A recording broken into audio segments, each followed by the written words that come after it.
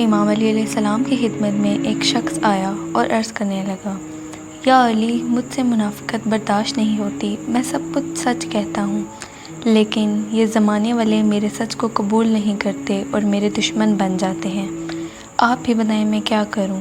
تو امام علی ابن ابی طالب علیہ السلام نے فرمایا، اے شخص، جہاں سچ بول کے تمہارے دشمن ہوتے ہیں وہاں خاموش رہ کر اپنے دوست بنا لو، کیونکہ پانی جتنا بھی گندا ہو لیکن آگ بجھانے کے لیے کافی ہوتا ہے۔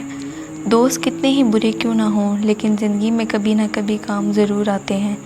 اپنی شخصیت کو ایسا باوقار بناؤ کہ جب تک زندہ رہو لوگ تم سے ملنے کے مشتاق رہیں، اور جب مر جاؤ تو لوگ تمہیں اچھے الفاظوں کے ساتھ یاد کریں۔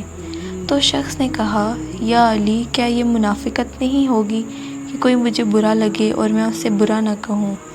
تو امام علی علیہ السلام نے فرمایا، منافقت یہ نہیں کہ جو تمہیں برا لگے اسے فوراً برا کہہ دو، بلکہ منافقت یہ ہے کہ جو تمہیں برا لگے تم دل میں اس کے لیے میل رکھو اور پھر اس سے دشمنی رکھ کے اسے نقصان پہنچانے کی کوشش کرو۔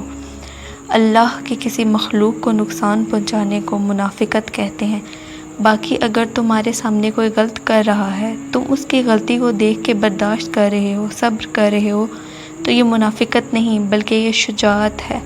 برے کا انجام اللہ خود برا کرے گا اور اچھے انسان کی اچھائی کا صلہ اللہ عطا کرے گا۔